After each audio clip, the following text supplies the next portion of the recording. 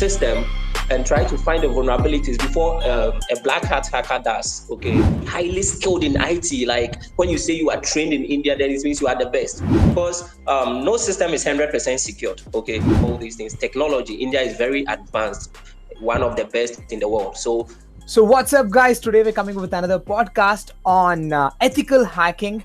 We have Felix with us, who is from lovely Professional University, but basically from South Africa. So let's know more about Felix and then get into ethical hacking. So Akash, could you please, introduce our guest of today's host that we have?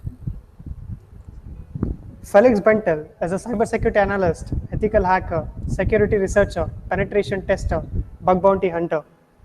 Felix Bentel is expertised in techniques of hacking networks, mobile devices, web applications, and is also into ethics and cyber laws. He has helped many organizations ranging from government and national agencies, financial institutions, educational institutions, telecommunications, oil and gas agencies, and other corporate organizations across the globe in fixing vulnerabilities. He is a certified ethical hacker, CEH version 11, and a member of Computer Society of India, member of Institute of ICT Professionals Ghana, IEEE Computer Society. He is also a part-time hacker at HackerOne and Buckcrowd at his leisure time. Wow. So welcome you, Felix, with us. So Felix, can you give me your title tag that you have? You'd like to know if somebody asks you, what are you, Felix? So there is something you'll add on. Can I have that from your side? Okay. I'm just someone who is interested in cybersecurity in general. I love to find ways around systems, okay, to make sure that I find a different way into entering into a system different than what the system was developed to, or actually developed to do. Okay, so I enjoy finding ways around systems, trying to get into systems, and that's something that I enjoy doing most. So basically, I'm an ethical hacker. I don't do it for any malice or malicious intents. I just try to find vulnerabilities in systems and report it to the necessary organizations or the organizations that are responsible for or in charge of making sure that their systems are secured. So that's what I do, and I love doing it. So basically, that's everything about me. So it's like you just do ethical hacking, but you do it legally and ethically. But just want to know about, there is always this kind of mindset in India. If you come across anyone around, a general person who's not actually to the platform, but if you just say him, bro, like you do ethical hacking, what is the first thing you just most time face across? What is the first question you get from people? Sometimes on my social media, I think people have not come to appreciate ethical hacking to a certain level. So people have this misconception. They have this perception about hacking. When you introduce yourself that you are into ethical hacking, they put you in the box of a black hat hacker. That's a hacker who has malicious intents. Okay, so that's the funny thing. But people try to draw closer to you when you try to break it down for them to understand that, hey, I'm the good guy. We have different types of hackers. We just try to find entry into a system and try to find the vulnerabilities before a black hat hacker does, okay? So that the company or the institution involved can provide remedies or remediations to it before a malicious attacker finds out that vulnerability. So on social media, many people have unfriended me on Facebook because when they see my profile, they think this guy is a bad person, and so I've lost a lot of social media followers because of this. So that's the interesting thing. But I think with time and some of this thing that you and Akash are doing, I think many people will come to appreciate this field of ethical hacking, and I think we will get there gradually. Definite, Felix, because people are quite scared about it. Like from basically we've been seeing in movies or everywhere, the Bollywood thing, like ethical hacker is somebody sitting in front of the laptop, hacking everything, taking off your money. And as usual, the YouTube generation also making that mindset, like, people will just loot you money who's in hacking. But they don't know the quite difference between ethical hacking and hacking. The previous podcast, we had the same discussion, like, we were trying to figure out and make people understand like what is ethical and what is hacking. They are quite different thing. So definitely you will have lot many followers in a short while. We'll keep uploading this podcast and content for them so they can understand. So Felix, have this, people have this misconception of ethical hacking, because when we speak about ethical hacking, there are various domains in cybersecurity. It is not only with respect to the web application like which you are doing, or the networks which you are doing. So if a student wants to come in, a lot of freshers ask me, how do I get into this field? This hacking terms, it is something fascinating. Even without the prior knowledge, it will attract a lot of amount of people. So what is something that which attracted you towards this field? Thank you.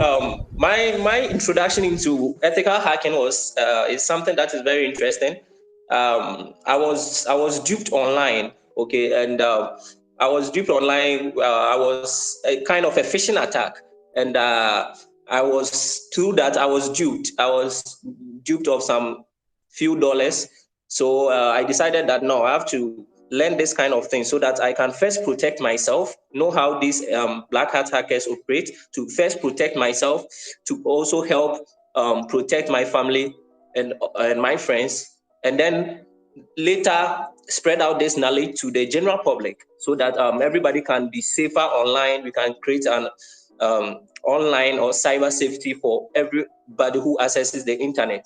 So I think that's what attracted me to ethical hacking, because I wanted to stay safe, to get more knowledge on how these hackers operate, and through that I'll be able to know how to protect myself.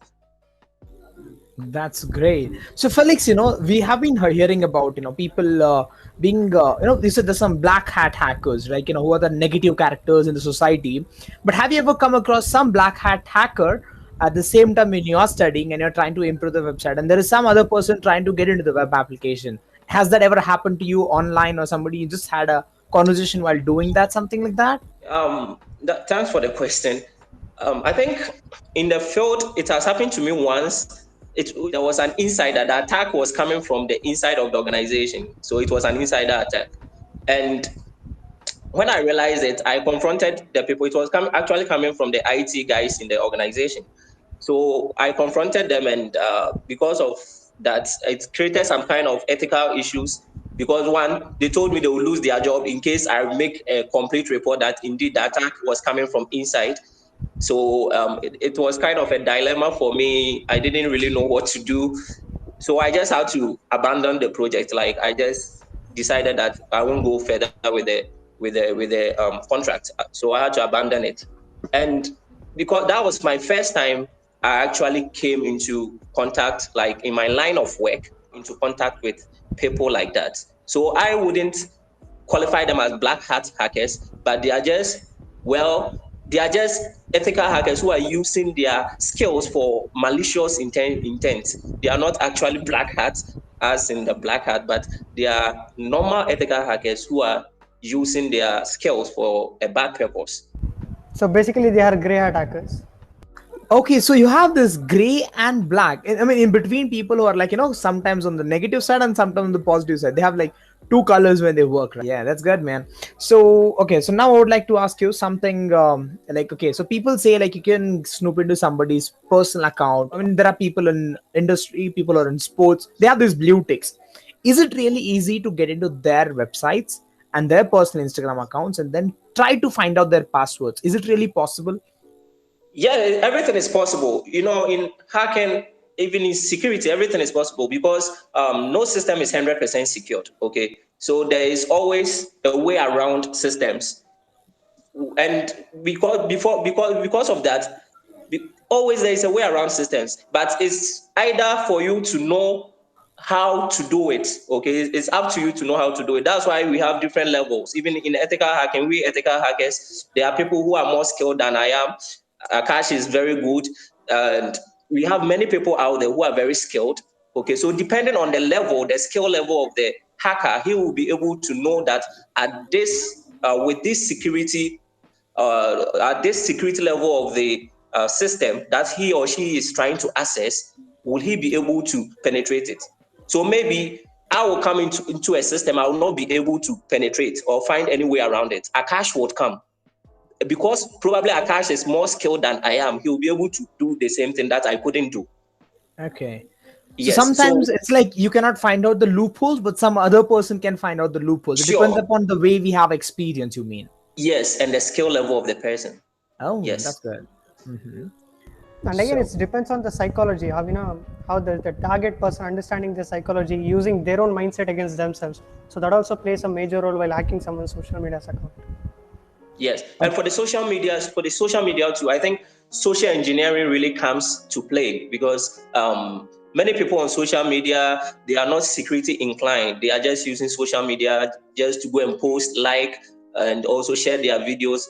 Off they go. They don't really have much knowledge about this online security or online safety. So depending on the various, after he has gathered all that information, he will then identify the attacking surface, okay, where he wants to penetrate. Maybe if he uses a phishing attack, like send you a link, he realized that you are really interested in buying reduced sales phones, maybe phones that has reduced prices. You are really interested in buying that. He can send you a link, okay, which he has written a malicious script behind it. So as soon as you click on that link, then it takes you to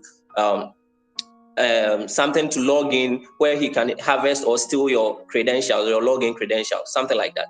So depending on what you want, so a hacker will use what entices you, what attracts you to get you. Okay, so if he realized that you like eating too much sugar, probably he will think about using sugar to attract you because he knows that you are interested in sugar. Yes, so that's how it works. So he will study his victim, then based on what the victim wants, he will give it to the victim, then he will attract the victim. So that's how it works. There's a misconception about this dark web. A lot of people speak, access dark web. Some people say access, Tor. I use Tor. That is itself for the dark web. So I want you to clear this misconception. What is basically this dark web, torrents, and everything? Okay, so the dark web, we have the surface web. Okay, we have the surface. So there are three kinds of web. We have the surface web, we have the deep web, and we have the dark web. What are the three things? Surface web. Surface web. Surface, yes. Okay. Then we have the deep and we have web, the dark.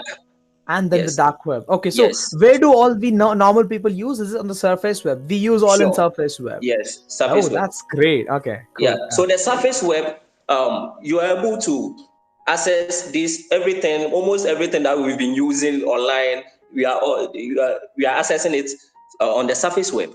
Okay, and the surface web. What makes the surface web is that crawlers. Okay, we have something called crawlers. Crawlers are found in search engines like the Google search engine and all these search engines. Crawlers are able to crawl through the surface web. That's why they're able to retrieve, when you search for something, they're able to retrieve all these things. Okay. Now, when you go into the deep web, the second level, that's the deep web, crawlers are not able to work there. The normal crawlers, Google search engines, they are not able to work there. So there are certain websites that occur at the deep web level. Okay, you are not able to get, if you search for some information, you will not be able to get it because they are hidden from the crawlers. Crawlers are not able to crawl to that level of the web. And the dark. The dark is the deepest part, okay, where all the dark things happen, where credit card fraud and credit card details are exchanged, like people sell people's credit cards. It happens at the dark web, okay, where cyber terrorism, people plan cyber attacks on nations, people plan cyber attacks on companies, like serious cyber attacks. Even in the dark web, that's where you even be able to find black hat hackers, where people pay them to maybe hack some people. Okay, so that everything, the dark web, cocaine deals, and everything happens at the dark web. Because it is dark, these security forces, agencies are not able to go there and see what is going on there. So they are hidden. They are hidden because crawlers cannot even find them. So that's the level where black hat hackers operate. And that's the level that even most ethical hackers go there and learn, because that level, it is advanced people, like people who are really advanced that are there. And you can access that level. You can access that level using the normal Google Chrome and the Internet Explorer browsers and those things. Okay, maybe you can use or Tor or Onion, these browsers. Okay, these browsers are what you can use to access that level. So if you want to browse at the dark web and the deep web, then probably you need a Tor browser. Is it recommended to use Tor browsers? I mean, or is it like, a good part of it? Like, is it illegal to use Tor browsers by the common people? Oh, it is not, well, it is not illegal, but I think you are rather, to my point of view, you are rather exposing yourself to attacks, because that level is highly advanced hackers who are there, and most of them is for black hat hackers. So you using that browser to access, and one thing about that browser is that it makes you untraceable. They cannot trace you. It's anonymous. So your IP is hidden, everything, nobody can trace you. So that's why black hat hackers love to use that Tor browser to access the dark web. Okay, so I So think it's like if somebody who doesn't know anything like me, it's like a first grade kid going and sitting into a master degree class. It's like you don't sure, something understand like what that. they're doing, but you'll be like destroyed. In some chances, there are like you get destroyed by them. Sure, something Chances are like that. there. Yeah, get it. Yes, something like that. Okay. With respect to the cyber laws in the country, if you see India also where you've been now, there's not much, things emphasized on cyber laws. And with respect to your countries, you said, technological advancement is not there, which in turn says, cyber laws are not that strict. So how necessary is it for a country, to emphasize more on cyber laws? If you are protecting your country physically, then definitely you have to protect your country digitally as well. Because right now, the wars that we are fighting have moved on from the physical wars to cyber wars. So, and if you are a country that is really serious in protecting your citizens or in protecting your infrastructure, then your IT infrastructure and everything that you have, then probably you have to take cybersecurity seriously.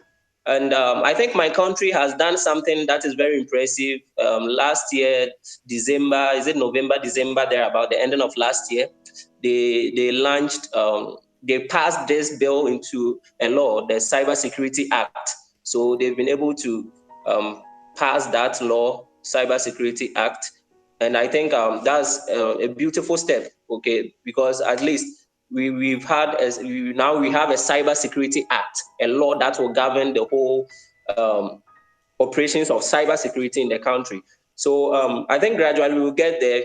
All that I'm saying is we need to develop or to train more skilled professionals in cybersecurity, like in the different domains of cybersecurity, in penetration testing, ethical hacking, in disaster recovery, in IT audit, cybersecurity audit, in forensic, digital forensic or forensic analysis. All these people need to be trained. And I think with time, since they've made that law or they've passed that law in my country, I think with time, more people will be trained in cybersecurity to take charge of some of these cybersecurity issues in my country to fill in the gaps. But what I intend to do is when I go back, I think I'll push, is one of my plans to push this cybersecurity agenda in my country as Indians are doing here, because at least the government has to at least set a good example for other companies to follow. Because in my country, I've never seen any company in my country with a responsible disclosure program. Even the government doesn't have it. So I think these are some of the things that when I go back to my country, I want to push it so that some of these programs can be made available. Some of these companies can make available some of these RDPs so that more people can get interested in ethical hacking.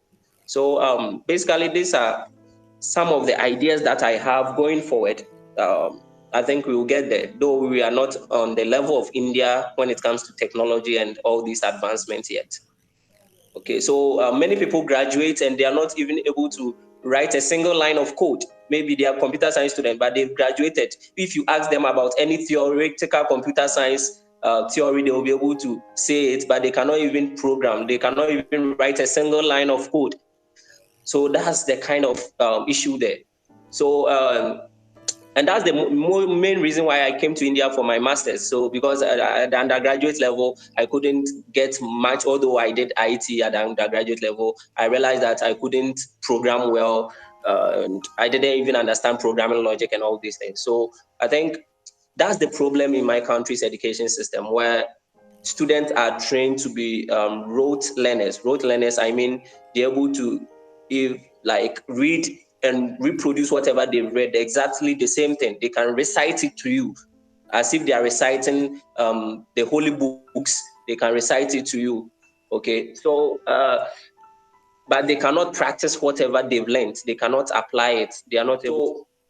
That's the skill gap. There is a skill gap between the industry and what we are taught in our universities or in our education system. So I think being able to bridge that gap, bring the industry closer to the education system, that's the problem there in my country.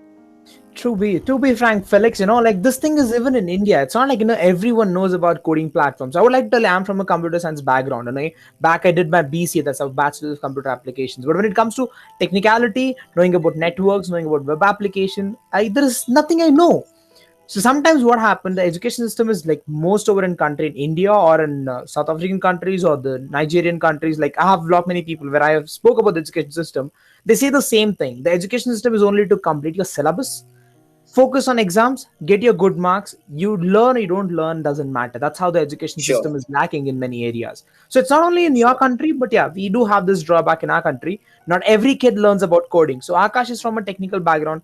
Not every kid in his class is good in all this. So there are kids who are like have no clue what they're doing, but they're doing it. So that happens everywhere. Yeah.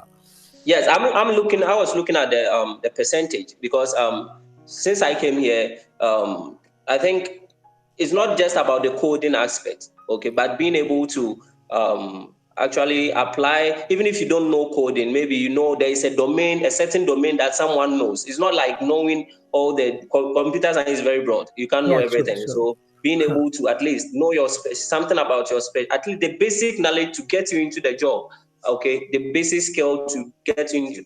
Apart from that, too, one thing that helps Indian education system is the affordability of internet. Internet here is very affordable as compared to my country is very expensive. Let's say 5 times or 6 times. So it's very expensive. Yeah, it's very expensive, and it's not fast as well. So it's expensive and slow. So that's the issue. But here in India, even if the education system is not training you on the skills, you're able to go online to this Coursera, you are able to go online and learn the practical aspects. Also, there are many training institutions, IT training institutions in India. In my country, there are about just 3 or 4 top IT training institutions. He was trained in India. He is highly valued in my country. India, they know Indians to be highly skilled in IT. Like when you say you are trained in India, then it means you are the best. So that's what made me choose India. And secondly, my government brought me here.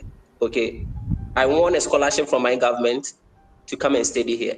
So the government brought me to India to study because the government realized that India, when it comes to IT and computer science and all these things, technology, India is very advanced, one of the best in the world. So that's why my government gave me a scholarship to come and study here. When I see Felix, okay, I remember dedication and hard work because I was, since I'm personally connected, I keep seeing Felix on social media. He was tested positive for COVID. He was on his bed, for literally 1 week, and he was attending all the interviews from his bed. Felix, I want emphasize on this because this stands as an inspiration from a lot of people. Your dedication. Speak about this. Oh yeah, thank you. Yes, I had COVID. I had to do it because it's a company I love so much and I didn't want the chance to go. So did the interview at the hospital. I informed them that I was in the hospital. They asked me whether I still want to carry on with the interview. And I said yes. Because I think I was so much determined. I was waiting for this opportunity to be able to work for an international company like KPMG. So I found it as an opportunity for me to put in my all, at least to let them know that I'm disciplined, I'm ready to work for them. So that was really an amazing experience with Felix with us about ethical hacking and all the things that is happening on the internet, the dark web, the deep web, or the normal web that we use, the internet crawling, things which we never knew. So hope you guys liked it. We'll be coming with the same podcast again this week. Stay tuned and stay in touch with us. We'll be updating such videos often, and do subscribe immediately and do listen to our podcast again and again. Thank you, Felix, for being with us. See you all again next week.